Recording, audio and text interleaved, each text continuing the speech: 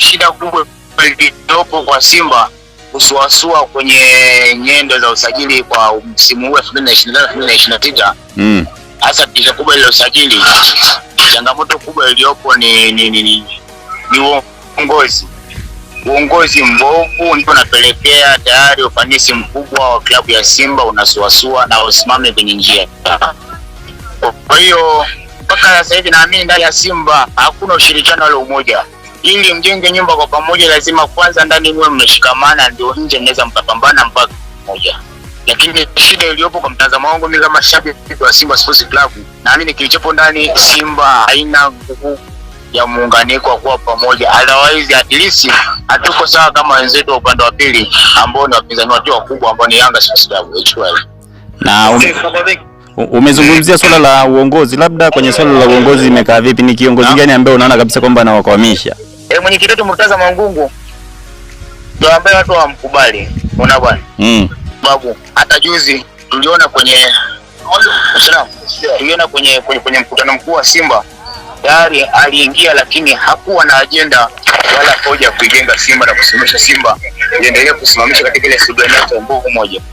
Kwa hiyo kwanza kabisa ambapo uongozi watu wanasuasua na watu nani kuanzia kwa mwenyekiti mwenyewe ambaye ni Murtaza Mangungu, hapo ndio kwenye virus inayosababisha mpaka Simba inakosa muunganiko kwa kuwa timu ile yenye slogan ya nguvu moja.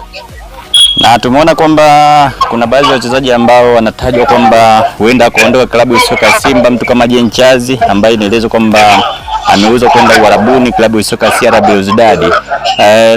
Kwa backup yake unadhani kwamba ni mchezaji gani ambaye anahitajika ili kwenda kukava ile nafasi yake vizuri? Wachezaji wengi wapo kwa sababu wachezaji wazuri wapo, ila uongozi na nani bado endelea kusimama kwenye ile homa kubwa ambayo linasababisha mpaka Simba isimami. Mfano juzi mmoja matetesi, kuna mchezaji anaitwa ule wa Uganda yule, bwana Okelo wakati wa mashindano ya CHAN msimu uliopita mwaka jana kidogo alikuwa na mwelekeo kwamba Simba anamhitaji. Unaona bwana? Simba anamhitaji, lakini mwisho wa siku kilichokuja kufuata tayari kaja kusajiliwa na timu pinzani ambayo ni watani zetu ambao ni Yanga Sports Club. Kwa hiyo unaangalia kipi sababu kubwa ya athari ya uongozi nini? Tayari wachezaji kama hao wazuri wapo, anaweza kukava nafasi mfano kama Jean Chazi wa hawa. Kwa hiyo wachezaji wapo wazuri, lakini kabla tujapointi mchezaji yote wa kigeni au mzawa ambaye ataje kusimama kwenye simu kwenye nafasi ya kuziba pengo la wao, kwanza tusimame kwenye safu ya uongozi. Mimi ndio mahali ambapo naendelea kulia nafu. Tuimarishe safu ya uongozi ndio itakayotusababishia kupata matunda na kurudisha ile Simba ambayo tunaifahamu.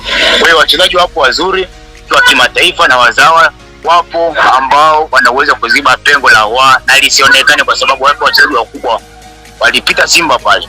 Simba biashara kuuza mchezaji haikuanza jana kwa wao. Ni biashara ambayo tumeshaizoea. Alikuwa watu kama Jose Konde Boy, Mixon yule, wakina Emmanuel miaka nyuma, akina Clatous Chota Chama, ni watu ambao walifanya vizuri sana katika klabu ya Simba. Tena wengine wamemzidi hata wao kwa uwezo, maana bwana. Lakini uzuri wa Simba kwenye pointi moja kwamba hawadumu na mchezaji ambaye atahitajika kwenye timu za kigeni, kwenye timu za nje, wapo tayari kufanya biashara ya kifedha. Kiangalia ishu kubwa ni kwamba Simba mmekuwa mkihitaji wachezaji wengi wazuri, lakini baadaye klabu ya soka ya Yanga wanawapiku na kuwachukua. Unadhani kwamba shida ni nini? Yaani shida iliyopo, unanisikia bwana Jackson? Shida kubwa iliyopo, kwanza Simba ni chuo cha kupointi na kuwaona wachezaji wengi wa kigeni wa ndani na wa nje wa bara la Tanzania, wa nchi ya Tanzania. Unaona bwana? Yanga katika swala la usajili sisi ni kama role model wao. Kila tunayempointi wao wanamtaka. Kuna wachezaji ni wengi sana msajiliwa kwenye klabu ya Yanga, lakini asilimia kubwa ni wachezaji waliokuwa ni karata ilichangwa vizuri na Simba, lakini mwisho wa picha wao ndio wamekuja kumwasajili. Sababu kubwa kwa mtazamo wangu mimi kama shabiki wa Simba, changamoto kubwa iliyopo, narudi kwenye safu yangu ya ulinzi ya kwamba uongozi ndio wenye shida. Kwa sababu unapokuwa unamwona Godson yule anaweza kuwa msemaji wa Simba Sports Club, alafu tayari ukaishia kumtangaza katika vyombo vya habari, magazeti na vyombo mbalimbali vya habari kwamba unamhitaji Godson aje kuwa kiongozi katika klabu yako, lakini unazungumza mdomo ila matendo hakuna. Watu wanaangalia matendo. hata katika vitabu vya kiimani vimetuambia mtawatambua kwa matendo yao. Bwana bwana. Kwa hiyo Simba wao ni propaganda. Kikubwa yani ukweli uzungumze. Simba ni wazuri wa kuzungumza lakini sio wazuri wa vitendo. Yanga ni wazuri wa kutenda kuliko kuzungumza. Wao ukisema wao wanajibu. Ndio mfumo wa Yanga na ndio maana napozidi mfano wana rais wa Yanga Sports Club ambaye ni Engineer Hersi Said. Bwana bwana. Ni kijana shupavu, kijana mpambanaji, ni kijana ambaye ana haki ya kuvaa kofia kuwa mwenye rais wa klabu kubwa kama Yanga Sports Club. Bwana bwana. Sababu kubwa nini? Hayupo kimaneno mengi. Bwana bwana. Yupo kiutendaji kazi. Yupo pale kwa niaba ya kuhakikisha Yanga inatoka sehemu moja inaenda sehemu nyingine. Yanga inakuwa timu bora si Tanzania, bara zima la Afrika litambua kabisa Yanga ni sehemu ya timu ambayo inafanya vikubwa zaidi. Bwana bwana. Kwa mfano tukirudi kwa mwenyekiti ambaye mimi simkubali. Maana mimi niko Simba lakini simkubali Murtaza Mangungu kama mwenyekiti wa Simba. Wakati wa kurudisha nyuma kidogo, wakati wa kampeni za kuomba ridhaa kwa wanachama wa Simba wapate kumwamini awe msemaji awe mwenyekiti wa klabu. Tunakumbuka zama zile. Alituletea Manzoki na akatangaza mtu namleta Simba, mwisho wa siku Manzoki atokumuona. Mbona bwana? Tayari wameshaifanya Simba ni kama vile chama cha siasa. Sasa Simba na siasa vitu vile tofauti, siasa ziingize katika mpira. Mambo ya kumleta fulani nitamleta huyu. Hao ni masuala ya siasa, CCM na Chadema na vyama vingine. Ila Simba inatakiwa iheshimike, nguvu moja, ni timu ya mpira. Simba ni simu ya maisha mashabiki wa Simba. Bwana bwana. Kwa hiyo changamoto kubwa zidio kwenye kete ya kiongozi. Wenzetu wamesimamia weledi wa kwamba nini sifa ya kiongozi. Nini maana ya kiongozi? Engineer Said ameleta mtu kama Stefan Ziki. Tumeona. Engineer Said ameleta mtu kama Pacome Zouzoua. Engineer Said kuna wachezaji wa kigeni ambao ni wazuri, si chini ya 7. Bwana bwana. Engineer Said mwaka jana hapa tumemwona ameleta Kante ambaye Simba walimtaka. Kila baadhi ameenda tunajua na wenzetu. Bwana bwana. Engineer Said hata baadhi ya wachezaji wa kizaa mfano Mohamed Hussein Shabalala. Bwana bwana.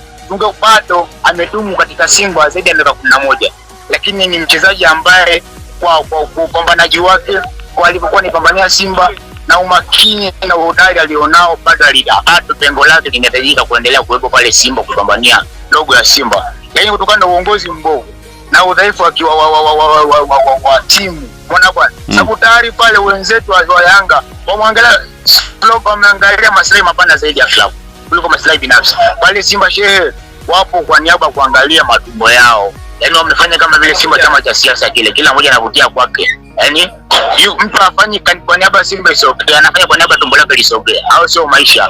Au sio maisha club. Mbona bwana? Kwa hiyo mtu kama Mohamed Hussein Zimbwe yule. Mbona bwana?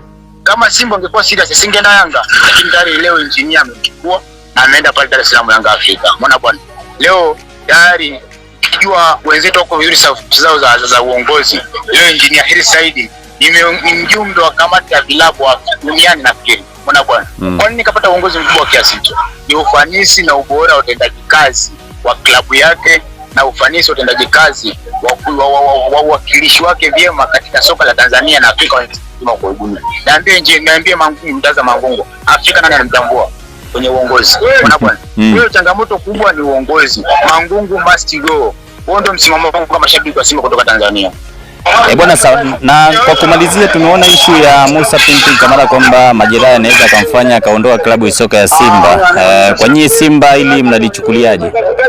Ni moja ya maamuzi mabovu na mabaya atakayofanyika kwa Simba, kwa sababu tayari mfano Simba ilishamtema golikipa bora wa Tanzania ambaye ni Aishi Salum Manula, lakini pia tulikuwa tunategemezi kwamba wale kijana Ali Salum anaweza kuja kuwa kipa bora wa klabu ya Simba. Mwisho siku nao wamekuja wamemtoa. Kwa hiyo kwangu mimi kama shabiki wa Simba na baadhi ya mashabiki walioko Tanzania, hatuliafiki jambo la kumtema Pinpin Kamara, kwa sababu kwa sasa hatuna golikipa namba 1 ndani ya klabu ya Simba.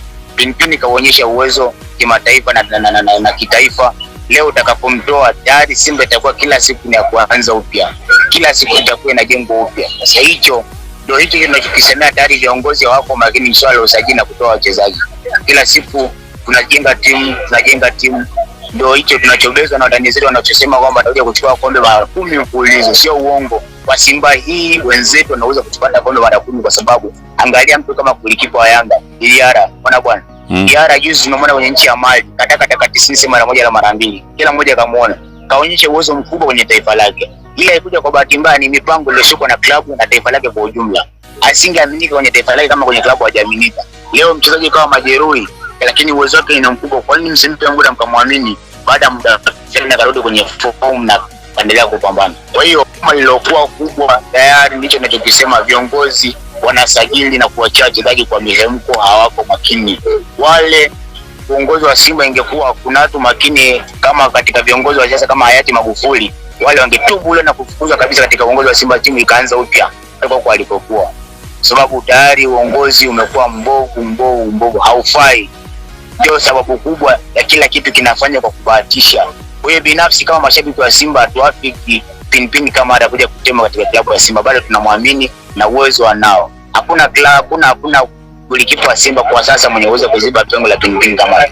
Angalia tumempa nafasi ya Kubu Suleimani juzi, golikipa namba 2, lakini angalia uwezo wake bado. Hata ukimpa tafakari vizuri, hata kwa Salum ambaye tumemtema Meda Dodoma Jiji ya Tanzania hapo mkoa wa Dodoma, hajafikia kiwango chake. Unaona bwana, yale mambo ya kusajili kwa mihemko na kuachia wachezaji kwa mihemko, huo ndio mfumo na falsafa za Simba. Unaona, sasa hivi tumeshakuwa vigondo wa timu zote Tanzania, mpaka Azam anapiga anavyotaka, kila uchao tunapigwa. Azam anajipigia, Simba na Yanga anajipigia. Hayo ndio maisha ya Simba. Sababu kwa nini?